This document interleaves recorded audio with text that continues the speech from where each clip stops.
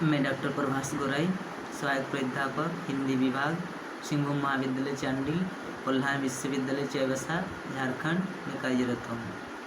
आज मैं स्नातक हिंदी प्रतिष्ठा तृतीय वर्ष सेमेस्टर 5 विशेष पत्र DSC 2 खंड को के अंतर्गत कवितावली के उत्तरकांड के बारे में व्याख्या करेंगे। उत्तरकांड कवितावली का एक अंतिम कांड है। उत्तरकांड में ज्ञान और भक्ति से संबंधित विषय को अपनाया गया है। रामचरितमानस को महत्वपूर्ण स्थान मिला है जो अवधी भाषा में लिखा गया है, और रामचरितमानस में 7 कांड है, लेकिन कवितावली का रचना ब्रजभाषा में किया गया है और इसमें भी 7 कांड है। जैसे कि रामचरितमानस में 7 कांड है, बालकांड, अयोध्याकांड, अरण्यकांड, किष्किंधाकांड, सुंदरकांड, लंकाकांड, उत्तरकांड। तो वैसे ही यहाँ भी यानी कवितावली में भी 7 कांड है, बालकांड, अयोध्याकांड, अरण्यकांड, किष्किंधाकांड, सुंदरकांड, लंकाकांड, उत्तरकांड। उत्तरकांड के पद संख्या यानी छंद 29 के बारे में आज हम लोग व्याख्या करेंगे। तो आइए हम लोग जानते हैं 29 नंबर छंद में तुलसीदास ने क्या कहा है। सुनु कान दिए नीतु नेमु लिए, रघुनाथ ही के गुण गाथ ही रे। सुख मंदिर सुंदर रूप सदा उर, आनी धरे धनु भाथ ही रे। रसना निशि वासर सादर, सो तुलसी जपु जानकी नाथ ही रे। करु संग सुशील सुसंतन सोन, तजी कुर्रो कुपंथ कुसाथ ही रे। तो इसमें हमें शिक्षा दिया है, यानी ज्ञान और भक्ति विषयक भावना से जुड़ा हुआ है। जिस तरह राम अपने भाई भरत, लक्ष्मण, शत्रुघ्न सभी भाइयों को शिक्षा सदाचार के बारे में बताते हैं, वैसे ही यहाँ सभी मनुष्य को शिक्षा दिया है। क्या शिक्षा दिया है कि राम नाम एक ऐसा सहारा है जिसे अपनाते हुए इस भवसागर से पार पा सकते हैं। कहा जाता है कि राम नाम अवलंबन बिनु परमार्थ की आस, वर्षा बारिद बूंद गही चाहत चढ़न आकाश। जिस तरह पानी जो बारिश होती है उस समय पानी का जो बूंद है, उस बूंद को रस्सी समझकर हम लोग जब आसमान चढ़ना चाहते हैं असंभव है, वैसे ही यहाँ भी असंभव है। यानी राम नाम के बिना आसमान चढ़ना बेकार है। कैसे?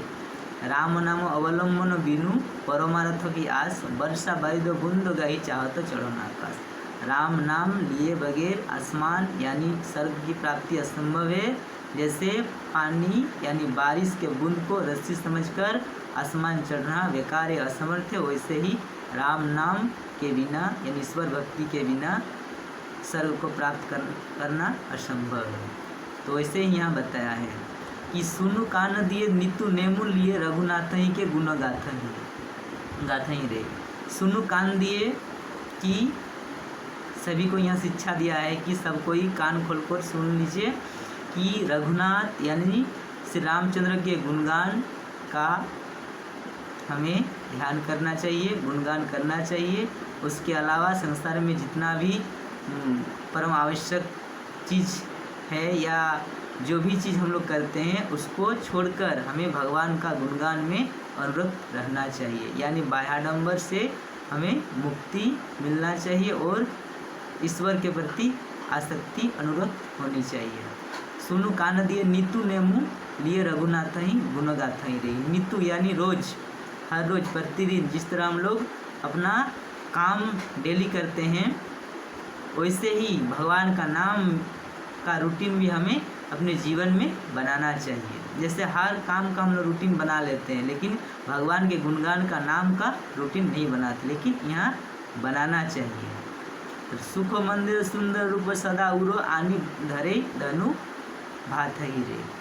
सुख मंदिर सुंदर यानी ये जीवन में जो सुखपूर्वक सरलतापूर्वक हमें इस जीवन रूपी मंदिर में हमेशा सदा उर आनी हृदय में लाकर, यानी तन मन धन तीनों से, नहीं तो मन कहीं और है, हृदय कहीं और है, शरीर कहीं और है, ऐसा नहीं, तन मन धन यानी तीनों मिलकर हृदय से हमें भगवान की गुणगान करनी चाहिए। और आगे बता रहा है आनी धरे धनु भात ही रे। जिस तरह रामचंद्र जो है धनुर्वान पकड़ते हैं वैसे ही हमें देखना होगा कि जैसे ऐसा ध्यान करना है कि राम धनुर्वान पकड़ करके सामने में खड़े हैं। और क्या है, रसना निश्चि बासर सादर सो तुलसी जपू जानकी नाथ ही रे।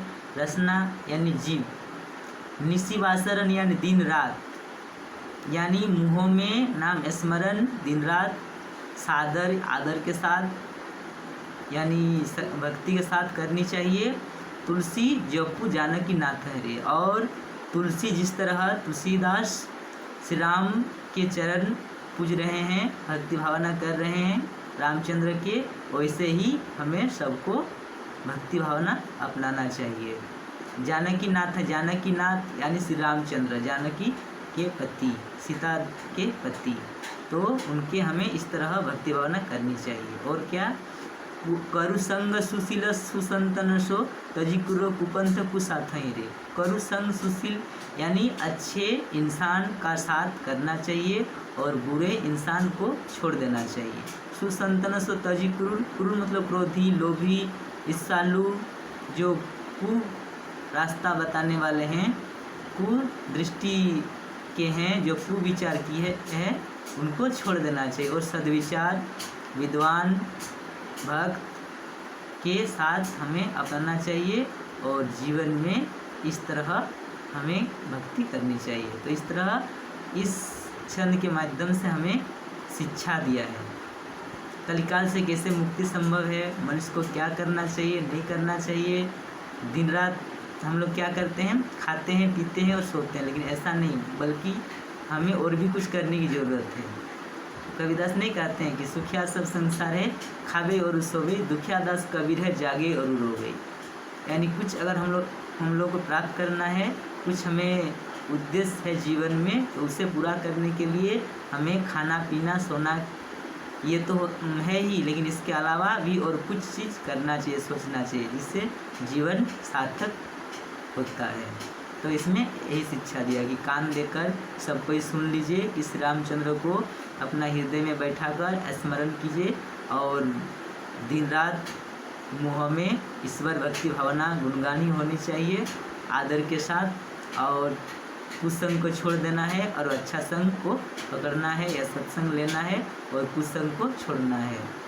यानी संग बहुत बुरा होता है और संग का असर ऐसा होता है कि अच्छा को भी बुरा कर डालता है, लेकिन सत्संग रहेगा तो कभी कुछ नहीं बिगाड़ सकता है। एक पंक्ति नहीं है कि जो रही उत्तम प्रकृति का करी सकत कुसंग, चंदन विष व्यापत नहीं लिपट रहत भुजंग। यहाँ बता रहा है कि जो अच्छे प्रकृति के लोग, अच्छे स्वभाव के लोग हैं, उसको बुरे स्वभाव वाले कुछ भी नहीं कर सकते हैं, जिससे कि हमें इस तरह बताया गया है। यानी जीवन में हमें सत्संग को अपनाना चाहिए और कुसंग कुदृष्टि को छोड़ना चाहिए, विचार को छोड़ना चाहिए, जिससे कि हमें जीवन में सफलता मिलना चाहिए। इस तरह इसमें सत्संग के बारे में, सद्विचार के बारे में बताया गया है। धन्यवाद।